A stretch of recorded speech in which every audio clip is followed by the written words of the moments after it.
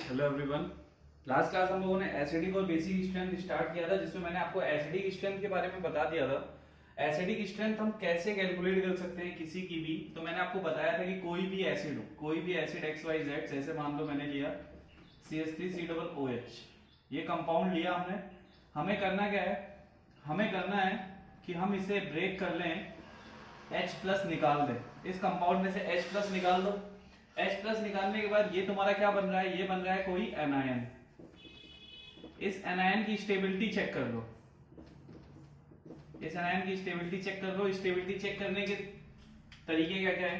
पहला है electronegativity, more, stability of anion is more. ये सब मैं आपको लास्ट क्लास में बता चुका हूं, ठीक है। कब, लेफ्ट टू राइट अगर एलिमेंट्स हैं तो, लेफ्ट टू राइट चीजें मिल रही हैं तो। सेकंड था size factor, size increases, stability of anion increases. ये था लेफ्ट टू राइट, और ये वाला था टॉप टू बॉटम। थर्ड था presence of EWG, minus I minus M, minus I minus M stability of anion को इंक्रीज करेंगे। एंड अगर प्लस एम या प्लस आई है, यानी कि इनको हम बोलते हैं इलेक्ट्रॉन रिलीजिंग ग्रुप, तो ये स्टेबिलिटी ऑफ एनायन को डिक्रीज करेंगे।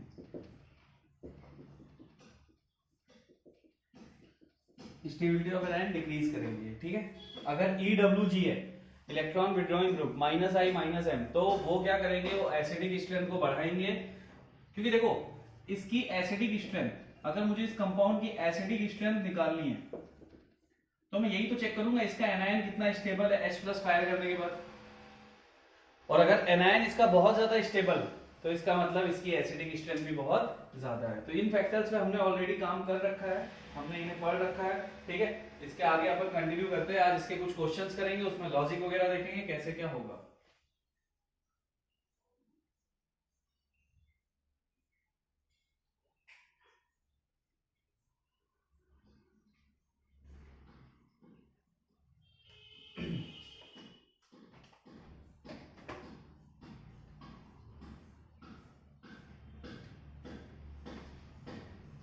चलिए, मैंने आप लोगों को एक ऑर्डर जनरली लिखा के दे दिया है, कुछ वैल्यूज लिखा के दे दी थी पीके की, ठीक है। तो उस ऑर्डर के अकॉर्डिंग ही पहले अपन क्वेश्चंस करेंगे, ताकि वो ऑर्डर हमारे दिमाग में सेट हो जाए। एक्सेप्शंस कहाँ कहाँ थे वो आपको ध्यान में रखना है। तो पहला मैं ले रहा हूं, पहला एग्जांपल नंबर 1। मैंने लिया benzoic acid, COOH, benzoic acid. Second पे लिया CH3COOH, और थर्ड पे लिया HCOOH। ये तीन कंपाउंड मैंने लिए।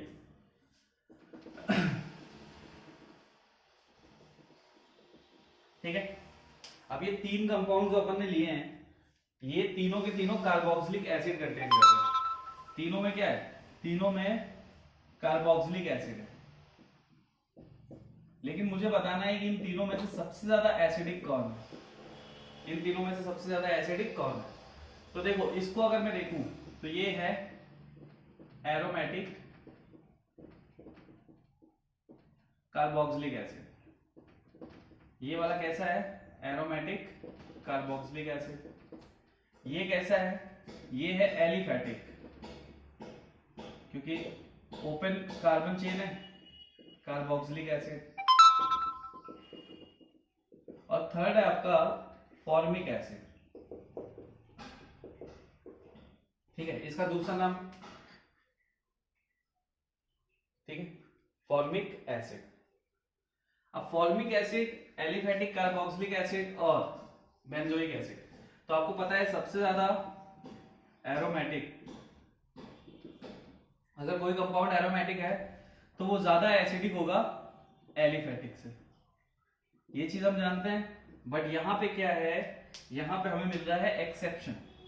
ये हमारा एक एक्सेप्शन, कैसा एक्सेप्शन है कि ये एलिफेटिक होने के बावजूद आपके एरोमेटिक से ज्यादा स्टेबल होता है। तो इसका अगर मैं एसिडिक ऑर्डर निकालूं तो मुझे एक्सेप्शन याद रखना पड़ेगा कि HCOOH बाकी सारे COOH से ज्यादा एसिडिक होता है। तो मैं इसका Ka वैल्यू का ऑर्डर देखूं, Ka वैल्यू, या इसी को मैं क्या बोल सकता हूं, acidic strength. Acidic strength is directly proportional to Ka value. तो वो क्या हो जाएगी, वो हो जाएगी थर्ड की सबसे ज्यादा, थर्ड के बाद फर्स्ट की, फर्स्ट के बाद सेकंड, ये ऑर्डर हो जाएगा। तो सबसे ज्यादा Ka वैल्यू किसकी होगी, थर्ड वाले की, क्योंकि वो एक्सेप्शन है। एक्सेप्शन होने की वजह से उसकी Ka वैल्यू यानी वो सबसे ज्यादा एसिडिक निकलेगा तीनों में से। फिर आपका एरोमेटिक आ जाएगा और फिर आपका एलिफेटिक आएगा। ठीक है, तो ये था आपका पहला क्वेश्चन।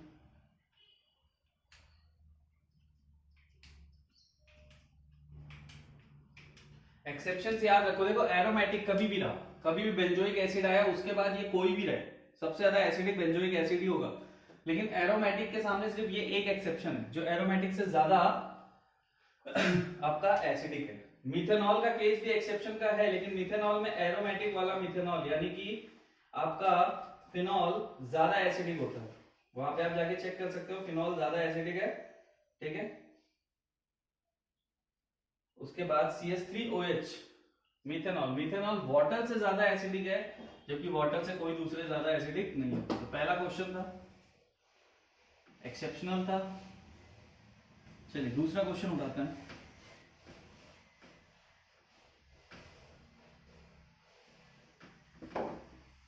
क्वेश्चन नंबर 2,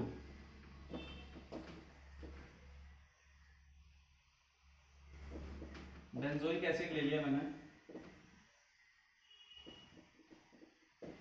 CH3COOH ले लिया मैंने, CH3CH2COOH ले लिया मैंने।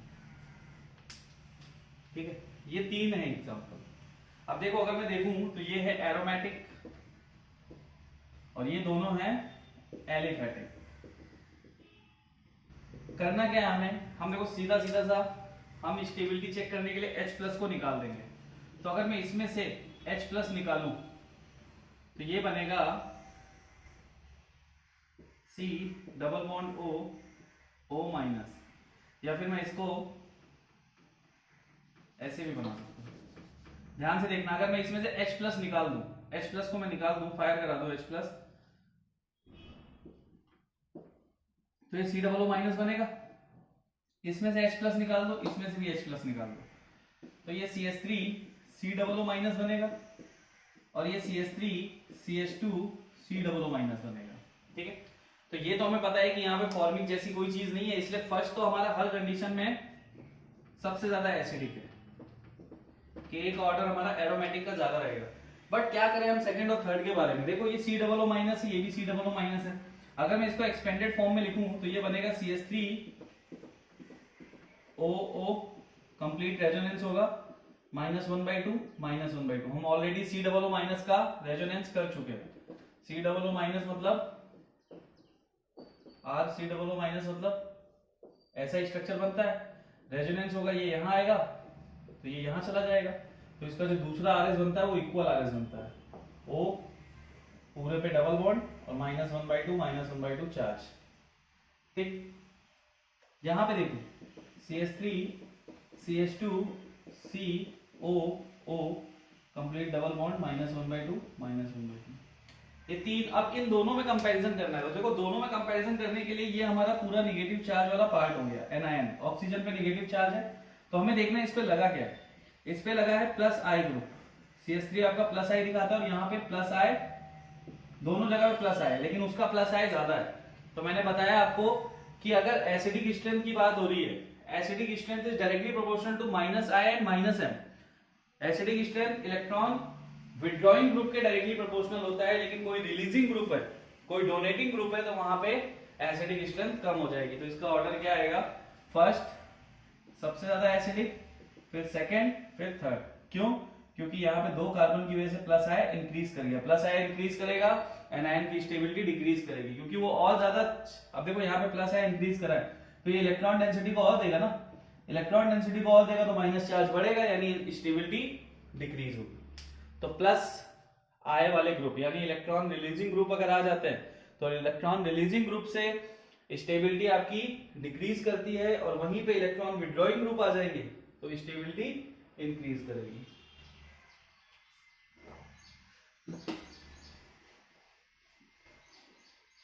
तो आपको जनरली H प्लस को निकाल के जो एनायन बनता है उस एनायन पे देख लेना है कि उस एनायन पे लगने वाली चीज कौन सी, प्लस I है, प्लस M है, साइज का फैक्टर है, इलेक्ट्रॉन नेगेटिविटी का फैक्टर है, क्या लग रहा है वो देख लोगे, बात खत्म हो जाएगी। तो थर्ड एग्जांपल लेते हैं, CH3COOH HCOOH CH3CH2COOH ABC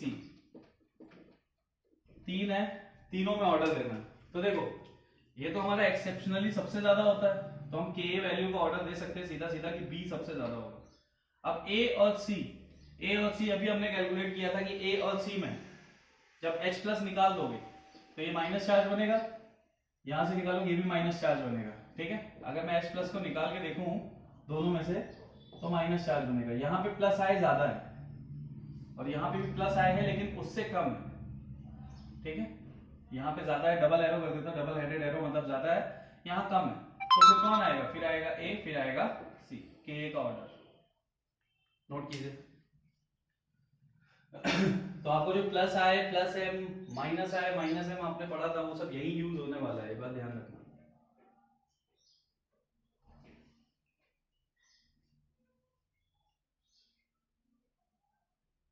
तो अपन बारी बारी से जितने अपन ने ऑर्डर लिखे थे उन ऑर्डर पे ही पहले क्वेश्चन करेंगे ताकि वो ऑर्डर माइंड में सेट हो जाए। चलो क्वेश्चन चेंज करते हैं, क्वेश्चन लेते हैं ए HCOOH CH3COOH CH2COOH और इस पे लगा देता हूँ फ्लोरीन। अब हमारे पास तीन है वापस से A B C। अब देखो A B C में हमें ऑर्डर देना है, F की जगह यहाँ पे Cl लगा दो क्लोरीन, A B C का ऑर्डर देना है। तो देखो A तुम्हारा एक्सेप्शन है, B तुम्हारा एलिफैटिक है, लेकिन C में तुम्हारा एक माइनस आई ग्रुप आ गया है, ठीक है। तो ये तो कंफर्म है कि कंपटीशन A और C के बीच में है, B का कोई लेना देना नहीं है। तो A और C में यहाँ पे K का जो ऑर्डर निकल के आता है वो तुम्हें याद रखना पड़ेगा कि C का एसिडिक स्ट्रेंथ ज्यादा होता है A से और A का ज्यादा होता है B से। Formic acid normal carboxylic acid से ज्यादा एसिडिक रहेगा, बट किसी कार्बोक्सिलिक एसिड में माइनस आई ग्रुप आ गया है ना तो वो ज्यादा स्टेबल हो जाएगा।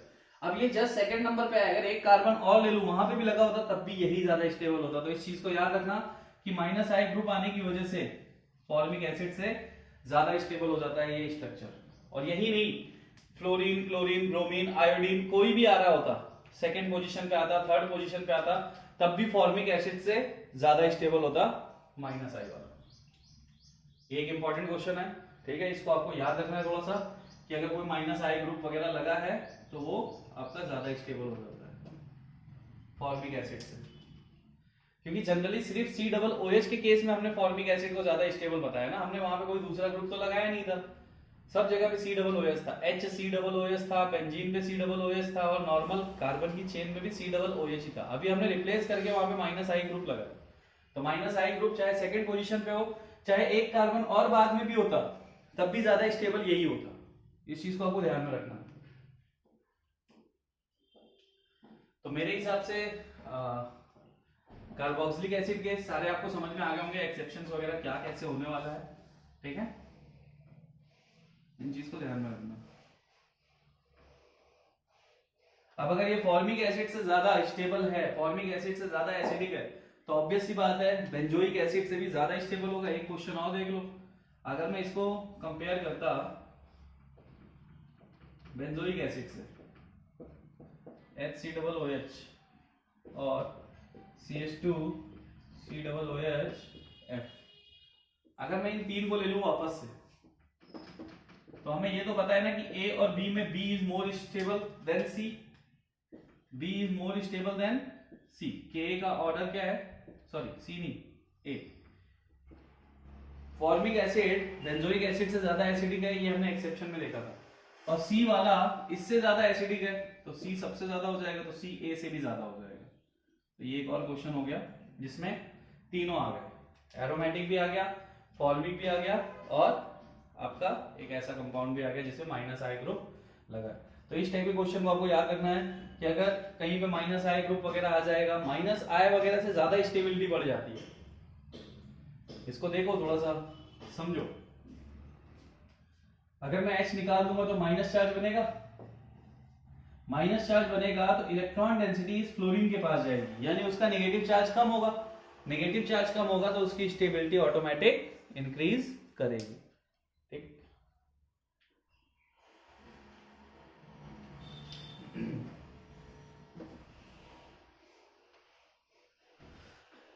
चलिए, हमने जनरली जो ऑर्डर लिखा था उस ऑर्डर में हमने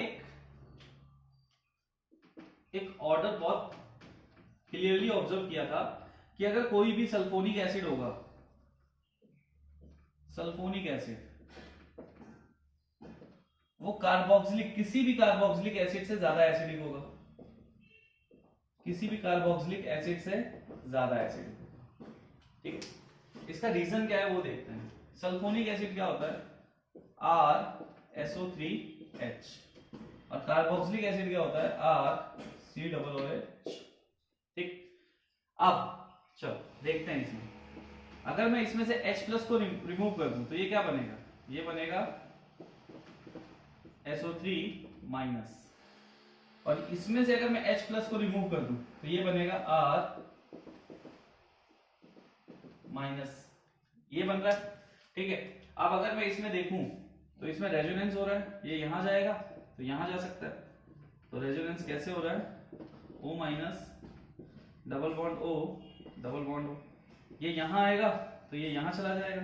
तीसरा रेजोनेंस कैसे हो रहा है, RS double bond O double bond O O minus. तो इसमें 3 इक्वल RS मिल रहे हैं। आप देख लो सारी पोजीशन सेम है, सब सेम है, इसमें 3 इक्वल RS मिल रहे हैं, 3 इक्वल RS मिल रहे हैं इसमें। इसमें देखो रेजोनेंस होगा, ये ऐसे जाएगा तो इसका दूसरा रेजोनेंस क्या बनेगा, O O माइनस। इसमें 2 इक्वल RS बन रहे हैं। तो मैंने आपको बताया था कि अगर इक्वल RS का केस होगा तो इक्वल RS का केस जनरली नॉर्मल केसेस से ज्यादा स्टेबल होगा। तो इस केस में, सल्फोनिक एसिड के केस में 3 इक्वल RS है और इसमें 2 इक्वल RS है, तो ज्यादा स्टेबल कौन होने वाला है, ज्यादा स्टेबल होने वाला है RSO3H। तो ये रीजन होता है, रेजोनेंस करवाने के बाद SO3H H प्लस फायर करवाने के बाद 3 इक्वल रेजोनेंस बनते हैं, जबकि COOH में 2 ही इक्वल रेजोनेंस बनते हैं। तो 3 इक्वल रेजोनेंस का केस ज्यादा स्टेबल माना जाएगा 2 इक्वल रेजोनेंस के केस से। इसलिए sulfonic acid is always more stable और more acidic than carboxylic acid. Sulfonic का कोई भी केस लोगे ना तो वो ज्यादा स्टेबल रहेगा कार्बोक्सिलिक से, ये चीज ध्यान रखना। कोई भी केस XYZ।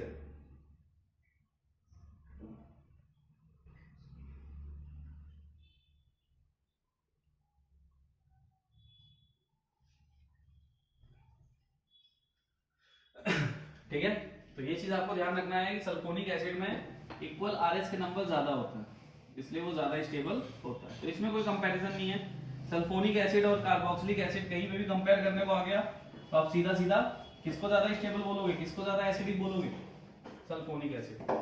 जैसे अपन एग्जांपल ले लेते हैं,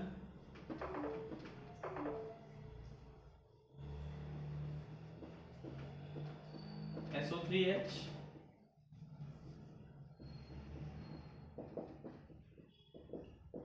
SO3H COOH और HCOOH, ये 4 मैंने ले लिए, A, B, C और D। तो देखो सल्फोनिक एसिड में तो कोई एक्सेप्शन है नहीं, ये क्या है, ये एरोमेटिक है, ये एलिफेटिक है।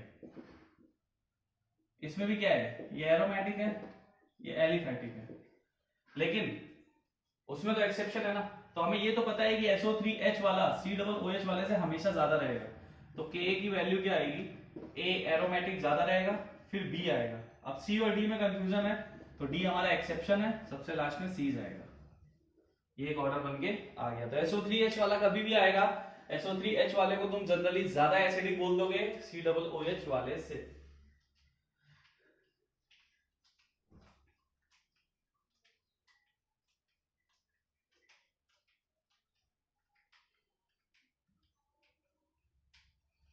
तो जनरली कोई भी एरोमेटिक होगा वो ज्यादा स्टेबल होगा, सिर्फ COOH में एक एक्सेप्शन आ जाता है जो कि फॉर्मिक एसिड है। इसको तुम्हें ध्यान में रखना है, ठीक है। बहुत सारे क्वेश्चंस करा दिए मैंने अभी तो एरोमेटिक के केस याद रखना। और सल्फोनिक एसिड कहीं पे भी आ गया किसी के कंपैरिजन में भी, चाहे अल्कोहल हो उसके सामने, चाहे कार्बोक्सिलिक एसिड हो, तो सल्फोनिक एसिड आपका ज्यादा एसिडिक होगा। नेक्स्ट क्वेश्चन लेते हैं। मैंने फिर आपको एक जगह लिखवा के दिया था, लिखवा के क्या, वो जो लिस्ट हमने दिखी उसमें देखा है हमने कि कार्बोक्सिलिक एसिड फिनॉल से यानी अल्कोहल से ज्यादा एसिडिक होते हैं। अब इसका रीजन भी देख लेते हैं। तो चलो भाई, सेम चीज हमने यहाँ पे देखा था, यहाँ पे 2 इक्वल RS बनते हैं। अगर हम H प्लस निकाल देंगे तो 2 इक्वल RS बनेंगे। इसमें से निकाल दोगे, अगर OH में से H को निकाल दोगे तुम, सपोज तुमने H को निकाल दिया OH में से, तो ये O माइनस बनेगा जिसको हम नाम देते हैं फिनॉक्साइड आयन। ये बन गया फिनॉक्साइड आयन। फिनॉक्साइड आयन का रेजोनेंस करवाओगे तो 5 RS मिल जाएंगे। ये सब आप जानते हो, रेजोनेंस करवा लोगे 5 RS मिल जाएंगे। अब 2 इक्वल RS और 5 RS मैंने आपको ऑलरेडी लिखवा रखा है कि अगर केस इक्वल RS का आ रहा है तो इक्वल RS का केस सबसे ज्यादा स्टेबल होता है, भले ही सामने वाले के पास कितने भी रेजोनेटिंग स्ट्रक्चर क्यों ना हो। मोर RS मोर स्टेबल तब जब दो के बीच में RS का कंपैरिजन हो, एक के पास 5 हो दूसरे के पास 6 हो, तो 6 वाला ज्यादा स्टेबल होता है। But in case when equal resonance is present then it always be more stable than any resonating structure. So that's why COOH का केस OH के केस से ज्यादा स्टेबल होता है। तो बेंजोइक एसिड और फिनॉल, बेंजोइक एसिड और phenol में benzoic acid is more stable then, तो हम यहाँ पे Ka ऑर्डर लिख सकते हैं। Ka ऑर्डर बेंजोइक एसिड का ज्यादा होता है फिनॉल से,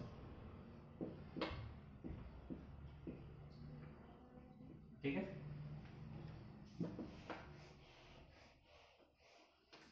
तो अब तीनों का तुम्हें एक ऑर्डर मिल गया है। तीनों का ऑर्डर क्या है देखो, तीनों का तुम्हें एक इजी सा ऑर्डर मिल गया है। अगर मैं ए में रखूं सल्फोनिक एसिड SO3H, तीनों एरोमेटिक रख रहा हूं मैं। बी में रखूं कार्बोक्सिलिक एसिड और सी में रखूं फिनॉल, तो के ऑर्डर क्या हो जाएगा, 1 is more acidic than second is more acidic than third। ये सीधा सीधा एक ऑर्डर निकल के आ जाता है।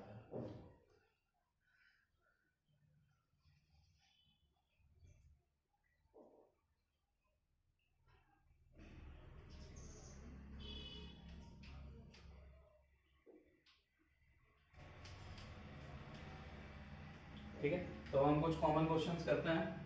यहां तक तो बात समझ में आ गई।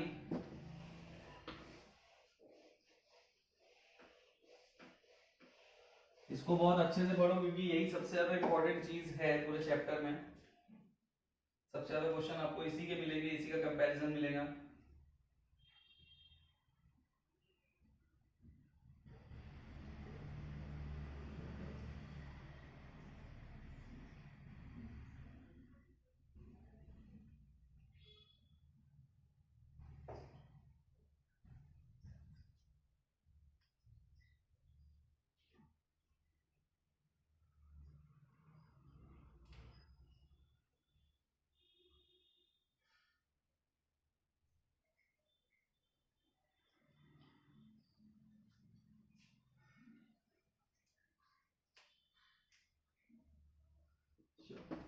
अगर मैं क्वेश्चन ले रहा हूं HCOOH, सेकंड ले रहा हूं CH3CH2COOH, थर्ड ले रहा हूं CH3CH2CH2 COOH, और फोर्थ ले रहा हूं CH3COOH। इसमें मुझे एसिडिक स्ट्रेंथ देना है, तो देखो सब में से तुम H प्लस को निकाल दोगे, सब में से H प्लस को निकाल दोगे तो ये माइनस बना, इसमें से H प्लस को निकाल दोगे तो ये माइनस बना, इसमें से H प्लस को निकाल दोगे तो ये माइनस बना, इसमें से H प्लस को निकाल दोगे तो ये माइनस बना। सब एनायन बन गया, सब पे O पे निगेटिव चार्ज है। तो फॉर्मिक एसिड के का ऑर्डर अगर मैं देखूं तो फॉर्मिक एसिड तो सबसे बड़ा एक्सेप्शन है, ये एरोमेटिक से ज्यादा स्टेबल होता है, तो ये तीनों तो एलिफैटिक है। इसमें देखो प्लस आई दिखा रहा है, कार्बन की चेन प्लस आई दिखा रही है जो कि नेगेटिव चार्ज को अनस्टेबल करेगी। इसमें प्लस आई इंक्रीज होता हुआ दिखा रहा है और इसमें प्लस आई सबसे कम। तो इसके बाद 1 के बाद कौन आएगा 4, 4 के बाद 2, 2 के बाद 3, ये ऑर्डर हो जाएगा। जितना ज्यादा प्लस आई बढ़ेगा एनायन की स्टेबिलिटी उतनी ज्यादा घटेगी, और एनायन की स्टेबिलिटी जितनी घटेगी आपके एसिडिक स्ट्रेंथ उतनी ज्यादा कम होगी। तो के का ऑर्डर क्या आ गया, first one is more acidic और more stable than second, sorry than fourth, fourth is more stable than second, second is more stable than third.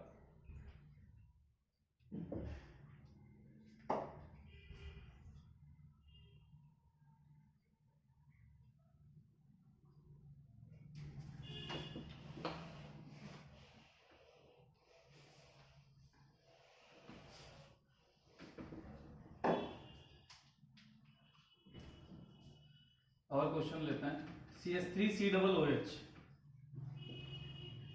CH2COOH F, CHFF COOH और CCOOH F3। ये structures मैंने लिए, number दे देता हूं इनको 1 2 3 4। ये CH3COOH है, ठीक है।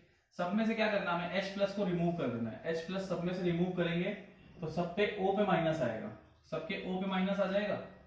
सबके O पे माइनस आने के बाद हम चेक करेंगे कि कैसी स्टेबिलिटी मिल रही है। तो देखो ये है माइनस आया ग्रुप, यहाँ माइनस आया इंक्रीज हुआ, और यहाँ माइनस आया सबसे ज्यादा, ठीक है। तो माइनस आए इसका मतलब इलेक्ट्रॉन विड्रॉइंग ग्रुप है, तो माइनस आए जितना ज्यादा एसिडिक स्ट्रेंथ उतनी ज्यादा, तो के वैल्यू क्या हो जाएगी 4 की सबसे ज्यादा, फिर 3 की, फिर 2 की, फिर 1 की।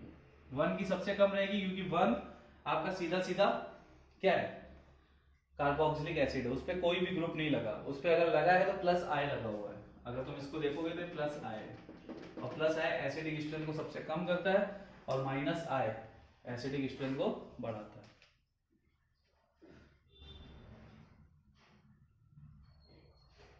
अब अगर मान लो मैं इसमें एक चीज और बढ़ा देता, इसमें 5th नंबर पे मैं फॉर्मिक एसिड डाल देता, HCOOH, तो फॉर्मिक एसिड कहाँ आता, फॉर्मिक एसिड यहाँ आता और उसके बाद 1 आ जाता। फॉर्मिक एसिड सिर्फ इससे ज्यादा स्टेबल होता, बाकी जो तीनों माइनस आए वाले हैं उनसे फॉर्मिक एसिड कम ही रहता। तो ये क्वेश्चन और बढ़ा लेना, पहले 4 का कंपैरिजन करना, फिर 5वां ऐड करके दूसरा ऑर्डर ये लिख लेना।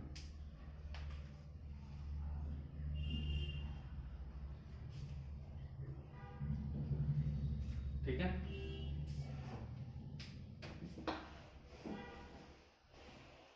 क्वेश्चन इसके बहुत ट्रिकी होते हैं, मतलब आप थोड़ा सा समझ गए ना एक बार कॉन्सेप्ट को, तो आप फिर देख के ही सॉल्व कर लोगे। अब जैसे मैं बोल रहा हूँ बार बार H प्लस रिमूव करने के लिए, तो H प्लस बार बार मैं रिमूव करूंगा, मेरा टाइम वेस्ट होगा, आपका भी वेस्ट होगा। H प्लस को रिमूव करने के बाद जो एनायन बनता है, हमें उस एनायन की स्टेबिलिटी को चेक करना होता है, ये हमारा कॉन्सेप्ट है, तो आपको ये समझना है अच्छे से।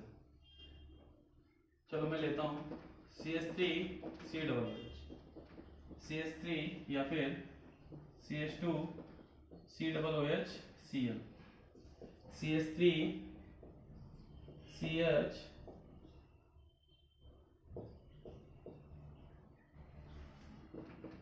CH2Cl CH2COOH, ये मैंने ले लिया एक स्ट्रक्चर जिसमें 4 कंपाउंड हैं। ये दिखा रहा है प्लस आई, H प्लस को रिमूव करोगे, H प्लस को रिमूव करोगे प्लस आई दिखाएगा। ये दिखा रहा है माइनस आई, ये माइनस है, ये माइनस है, लेकिन ये माइनस है बहुत पास से दिखा रहा है, ये माइनस है बहुत पास से दिखा रहा है। इसमें माइनस आई की डिस्टेंस थोड़ी बढ़ गई और इसमें माइनस आई की डिस्टेंस थोड़ी और बढ़ गई। तो माइनस आई की डिस्टेंस बढ़ने से माइनस आई का पावर तो कम होगा ना यार, ऑब्वियस ही बात है। तो यहाँ पे अगर मैं के का ऑर्डर देता तो के का ऑर्डर जहां पे माइनस आई सबसे ज्यादा फील हो रहा है जो कि सेकंड में फील हो रहा है 2, उसके बाद थर्ड में फील होगा 3, उसके बाद फोर्थ में फील होगा, उसके बाद 1 आएगा। और अगर तुम इसमें भी फॉर्मिक एसिड ऐड करना चाहते हो, पहले चार का एक क्वेश्चन बनाना, फिर फॉर्मिक एसिड ऐड कर देना पांचवें में, तो वो इससे जिसमें माइनस आई लगा है सबसे कम होगा, बस एलिफेटिक कार्बोक्सिलिक एसिड से ज्यादा एसिडिक हो जाएगा, बाकी सबसे वो कम ही रहेगा।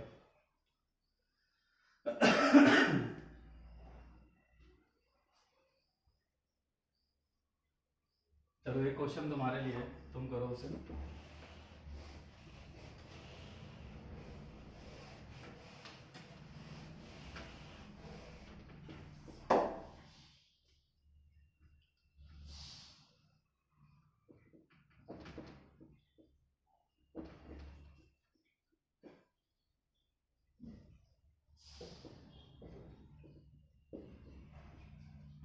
ये बेंजीन रिंग नहीं है, साइक्लोहेक्सेन है, ध्यान से देखना।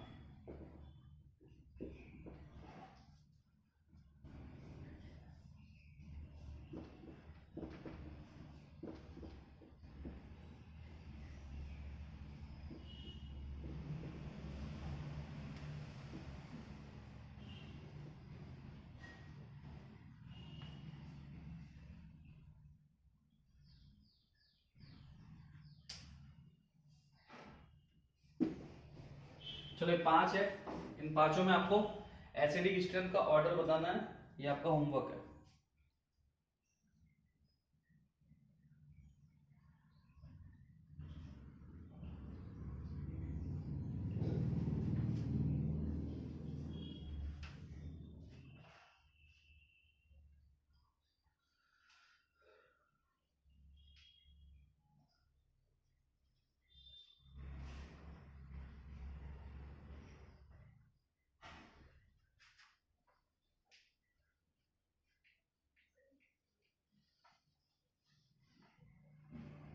ठीक है, ये क्वेश्चन कर लेना आप लोग, ये आपका होमवर्क है।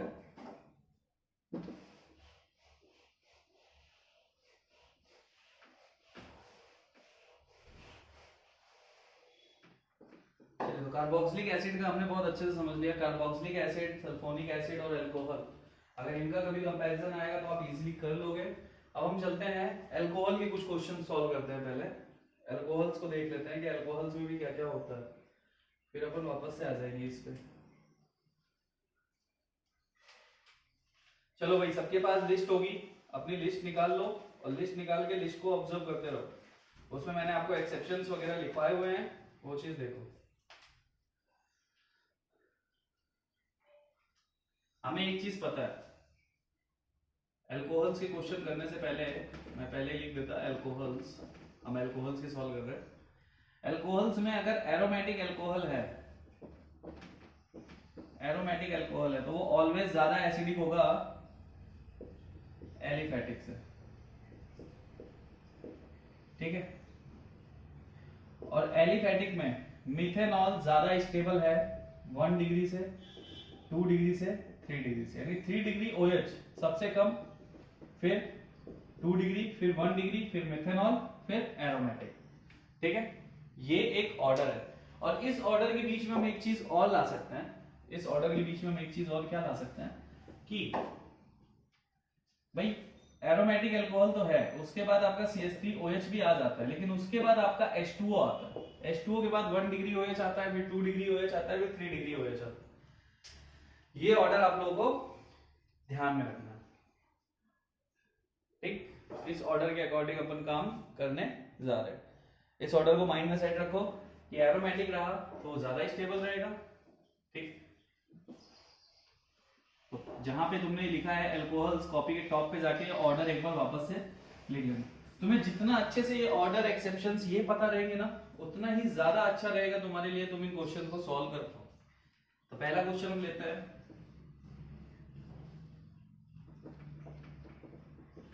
OH CH3OH CH3CH2OH, ये हमने ले लिया पहला क्वेश्चन। तो पहला क्वेश्चन है Ke की वैल्यू देनी है।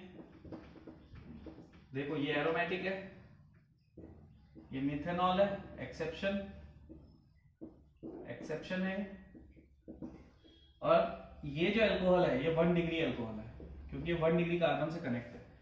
तो ऑर्डर क्या होगा? A is more stable then B is more stable then C। सीधा सीधा ऑर्डर आ जाएगा, यानी एरोमेटिक ज्यादा स्टेबल होगा, फिर मिथेनॉल आएगा, फिर आपका 1 डिग्री OH आएगा। पहला क्वेश्चन।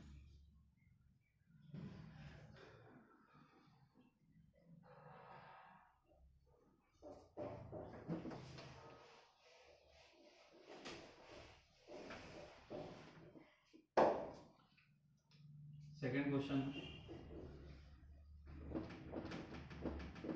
OH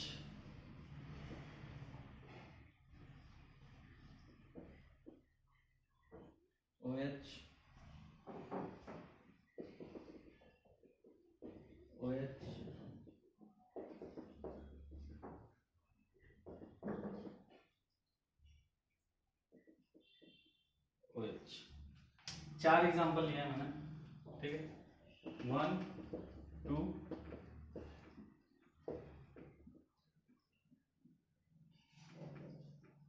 4। मुझे क्या करना है? सब में से H+ को रिमूव करना है। सब में से H+ को रिमूव करके मुझे देखना है कि जो एनायन बन रहा है वो एनायन आपका कैसा है। तो सारे एनायन O- बन रहे हैं, सब पे O- आ जाएगा। जैसे ही तुम H+ को रिमूव कर दोगे सब पे O- आ जाएगा। ये है रेजोनेंस स्टेबलाइज्ड, इसमें रेजोनेंस होगा और 5 RS मिल जाएंगे। तो ऑब्वियस सी बात है एरोमेटिक का केस है, ये सबसे ज्यादा स्टेबल होगा। ये बात हम जानते हैं कि aromatic alcohols are highly stable and highly acidic than other. ये एलिफेटिक है लेकिन ये 2 डिग्री कार्बन से कनेक्ट हो रहा है, ये 2 डिग्री अल्कोहल है, ये मिथेनॉल है। तो इसके बाद एक्सेप्शनली थर्ड आपका ज्यादा स्टेबल होगा। अब बात है सेकेंड और फोर्थ में, तो ये 2 डिग्री अल्कोहल है और ये 3 डिग्री अल्कोहल है। तो 2 डिग्री और 3 डिग्री में 2 डिग्री ज्यादा स्टेबल होता है, फिर 3 डिग्री होता है। तो के का ऑर्डर क्या आ जाएगा? ये आ जाएगा।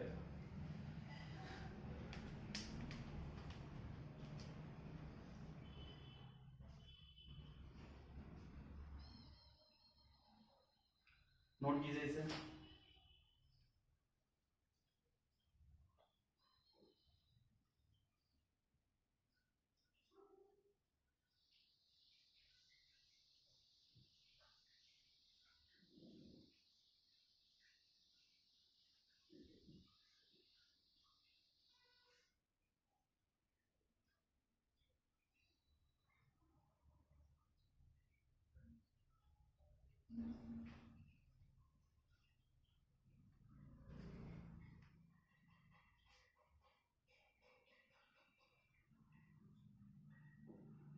कर लिया होगा नोट।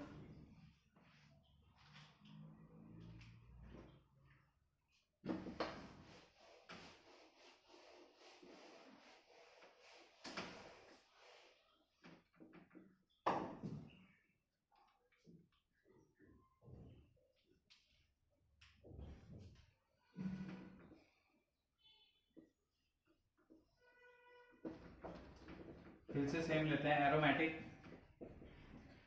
मिथेनॉल H2O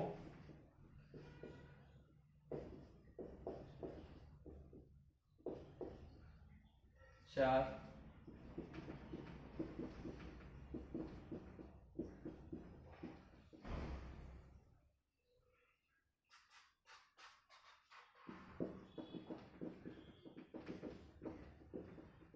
एक दो तीन चार पाँच छह क्वेश्चन हमने एक साथ लिए, मतलब 6 कंपाउंड हम एक साथ कंपेयर करने जा रहे हैं। ध्यान से देखना इसे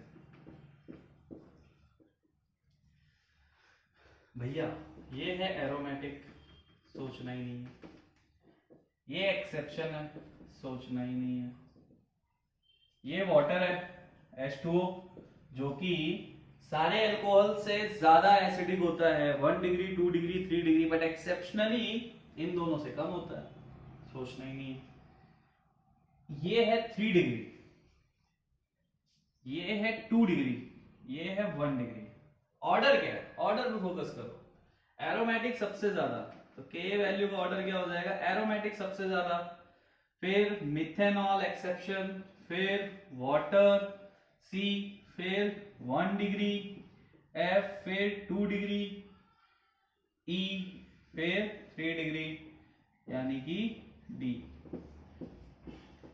ये सिंपल सा एकदम इजी सा कंपैरिजन 2 सेकंड में हो गया हमारा।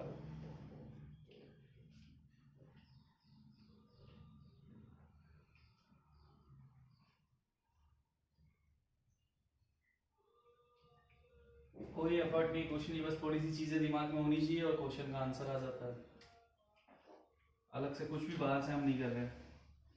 इनफैक्ट हमने तो H+ फायर भी नहीं कराया इसका। H+ फायर कराते तो बात भी होती थी, वो भी नहीं कराया हमने। बट देखो तुम्हें अच्छे से प्रैक्टिस करनी है ना, तो H+ को रिमूव करने के बाद एनायन बना लिया करो। एनायन बनाने के बाद उसकी स्टेबिलिटी जितना तुम चेक कर पाओगे ना, तो समझ लेना GOC तुम्हारे लिए उतना इजी होगा। और आज की क्लास अगर तुम ऐसे करोगे, H+ को रिमूव करके जो एनायन बन रहा है उस एनायन की स्टेबिलिटी को तुम कंपेयर करना सीख जाओ, तो तुम आने वाली क्लासेस में देख के ही क्वेश्चन सॉल्व कर लोगे। बट अगर आज से ही ओवर कॉन्फिडेंस आ गया तुम्हारे अंदर कि हाँ ये है वो है, H+ को रिमूव ना करके तुम एनायन नहीं बना रहे हो, तुम स्टेबिलिटी कंपेयर नहीं कर रहे हो, तो यार ये थोड़ा ज्यादा हो जाएगा। ऐसे ऐसे करने की जरूरत नहीं है। H+ को रिमूव करो, एनायन बनाओ, उसकी स्टेबिलिटी चेक करो और फिर ऑर्डर लिखो कि भाई ये ज्यादा एसिडिक होगा या कम एसिडिक होगा। चलिए भाई ये भी क्लियर है। वाटर वाला केस, वाटर आपका मेथनॉल और एरोमेटिक अल्कोहल यानी फिनॉल से कम एसिडिक होता है, बाकी हर केस में वो ज्यादा एसिडिक होता है। हमने कुछ क्वेश्चंस किए थे जिसमें इलेक्ट्रोनेगेटिविटी से कंपैरिजन किया था, वापस से करके देख लेते हैं एक बार। जैसे मैं लूं एक एग्जांपल में CH4 NH3 H2O और HF। अगर मैं इसमें से H+ रिमूव करना स्टार्ट कर दूं, सब में से मैं एक एक हाइड्रोजन निकाल दूं, तो ये बनता है CH3 माइनस कार्बन पे नेगेटिव चार्ज, ये बनता है NH2 माइनस नाइट्रोजन पे नेगेटिव चार्ज, ये बनता है OH माइनस ऑक्सीजन पे नेगेटिव चार्ज, और ये बनता है F माइनस। अब देखो जिन पे नेगेटिव चार्ज है सिर्फ उनको साइड में ले लेता हूं मैं, तो ये बना C minus, N minus, O minus, F minus, और ये सारे के सारे लेफ्ट टू राइट आते हैं। ये सारे के सारे लेफ्ट टू राइट आते हैं, जिसमें इलेक्ट्रोनेगेटिविटी का रूल लगता है। लेफ्ट टू राइट पे कौन सा केस लगता है, इलेक्ट्रोनेगेटिविटी। तो इलेक्ट्रोनेगेटिविटी F माइनस की सबसे ज्यादा होती है, इसका मतलब ये एनायन सबसे ज्यादा स्टेबल है, because electronegativity on negative, electronegativity on anion, मैं यहाँ पे साफ साफ लिख देता हूँ, इसको कॉपी के टॉप पे लिख लेना। Electronegativity of anion increases, acidic strength increases और stability of anion is also increases. तीनों चीज इंक्रीज करेगी, ठीक है। तो सबसे ज्यादा एसिडिक ये, फिर ये, फिर ये। तो लेफ्ट टू राइट का केस आए तो सीधा सीधा इलेक्ट्रोनेगेटिविटी से आप चेक करके सॉल्व कर सकते हो। टॉप टू बॉटम वाला केस भी बता देता हूं, और लास्ट में एक sp3 sp2 और sp कार्बन वाला केस भी बता देता। फिर एक क्वेश्चन दूंगा जिसमें 15-20 एक साथ एग्जांपल दे दूंगा, तुम्हें सॉल्व करने होंगे।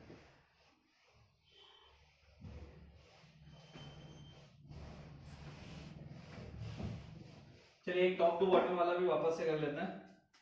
जैसे मैंने लिया HF, HCl, HBr, HI, सब में से H+ निकाल दूंगा, ये बनेगा F माइनस, ये बनेगा Cl माइनस, ये बनेगा Br माइनस, और ये बनेगा I माइनस।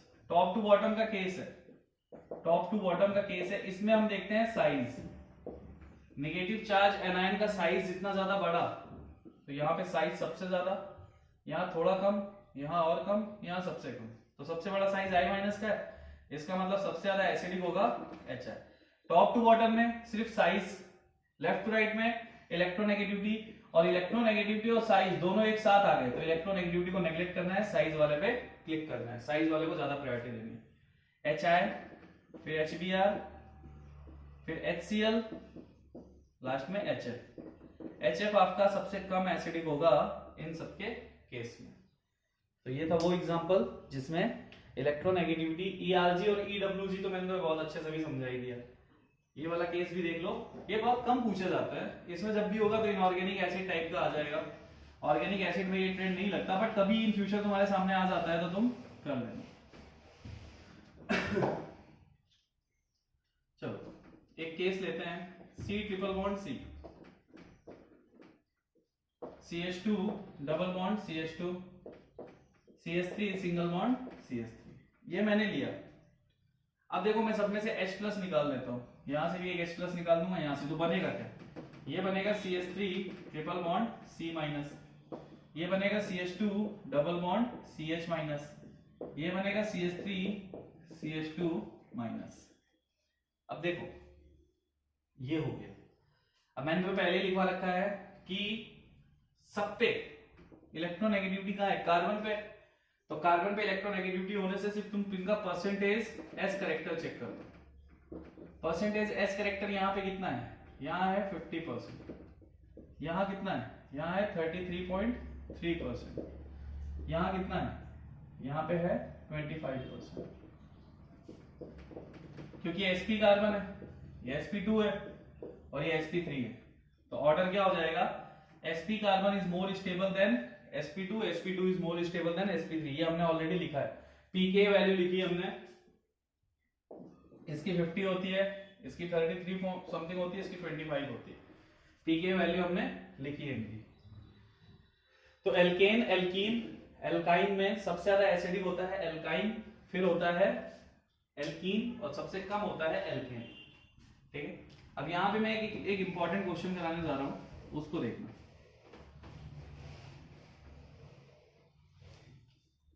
जैसे मैं एल्काइन ले लूं, इसके साथ NH3 ले लूं, H2O ले लूं और HF ले लूं। अब ये, अब सब में से मैं अगर निकालूं, H प्लस को सब में से रिमूव करूंगा, तो ये बनेगा CH triple bond C minus, ये बनेगा NH2 माइनस, ये बनेगा OH माइनस और ये बनेगा F माइनस। अगेन केस आ गया लेफ्ट टू राइट का, लेफ्ट टू राइट। एक इंपॉर्टेंट नोट, मैंने कहीं ना कहीं आपको बहुत बार बताया है कि अगर sp कार्बन है, ठीक है, तो sp carbon is more electronegative than sp3 nitrogen. Nitrogen her combination में ज्यादा इलेक्ट्रोनेगेटिव होता है, बट अगर sp कार्बन आ गया तो उससे कम हो जाएगा। अब देखो ये जो कार्बन है ये sp है, लेकिन ये जो नाइट्रोजन है ये sp3 है, ये जो नाइट्रोजन है sp3 है, ठीक है।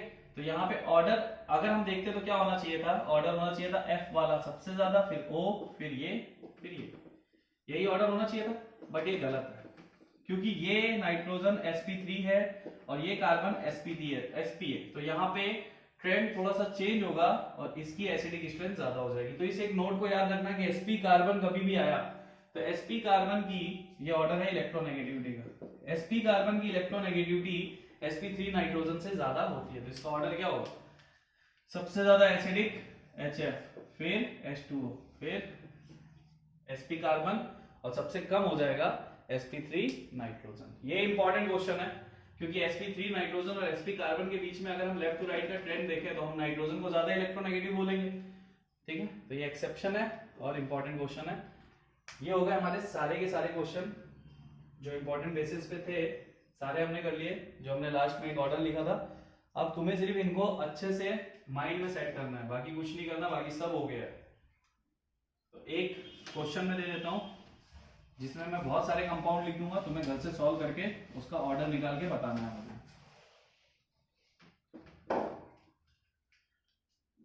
पहला, दूसरा,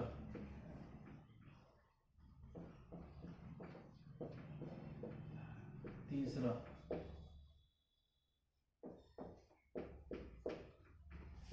चौथा,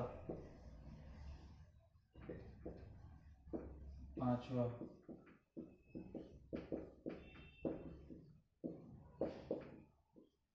छठा,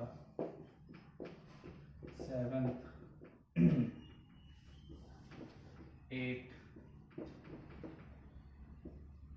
9,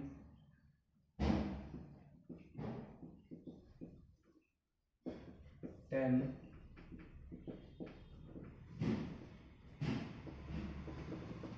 11,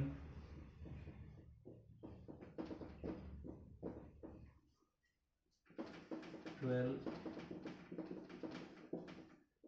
13,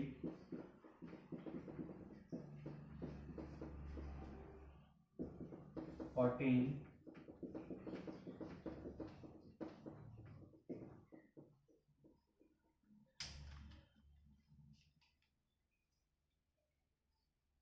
नोट करो। 14 कंपैरिजन तो तुम्हारे सामने है, 14 के बाद मैं और कंपैरिजन लिख देता हूं, ठीक है। तो तुम्हें इन सबका एक ऑर्डर देना है, 14, 15 जितने भी क्वेश्चन है सबका एक सुटेबल ऑर्डर निकालना है, सोच समझ के क्वेश्चन को सॉल्व करना है। 15, 16, 17,